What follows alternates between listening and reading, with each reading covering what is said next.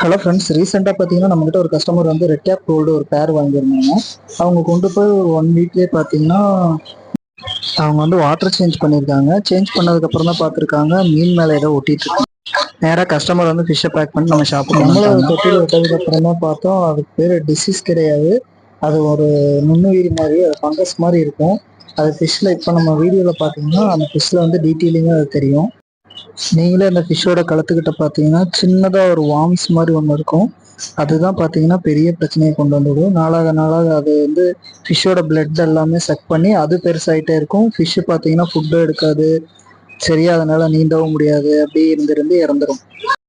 இதுக்கு தான் வந்து நம்ம என்ன ட்ரீட்மெண்ட் பண்ண போகிறோம்னா, அந்த ஃபிஷ்ஷை மட்டும் செப்பரேட்டாக தனியாக எடுத்து அதில் இருக்க நீள்வாம்ஸை மட்டும் நம்ம வெளியே எடுக்க போகிறோம். அதை வந்து நம்ம எப்படி செப்பரேட்டாக தனித்தனியாக எடுக்கிறோங்கிறத இந்த வீடியோவில் பார்க்கலாம். ஃபஸ்ட்டு வந்து நம்ம அந்த டிசீஸ் அட்டாக் ஆன ஃபிஷ்ஷை வந்து தனியாக எடுத்துக்கிட்டு அது மேலே இருக்கிறத நம்ம நகத்தை வச்சே எடுத்துக்கலாம். அதாவது அது மெதுவாக எடுக்கணும், அது சும்மா அமுத்துனீங்கனாவே அது இறந்துடும்.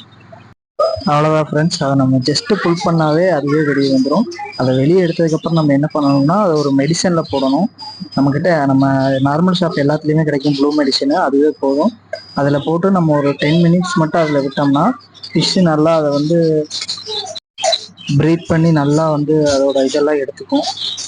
அதை எடுத்ததுக்கப்புறம் நம்ம மறுபடியும் எடுத்து நார்மல் வாட்டரில் விட்டுட்டு அதுக்கப்புறம் கொண்டு போய் டேங்க்கில் ஆட் பண்ணோன்னே பாருங்கள், அந்த ஃபிஷ் வந்து ரொம்ப நார்மல் ஆயிடுச்சு. உங்களுக்கு பழசில் பார்த்ததுக்கும் இப்போ பார்க்குறதுக்கும் அந்த மீன் வந்து நல்லா டிஃப்ரெண்ட் தெரியும், நல்லா நீந்த முடியும் அதனால.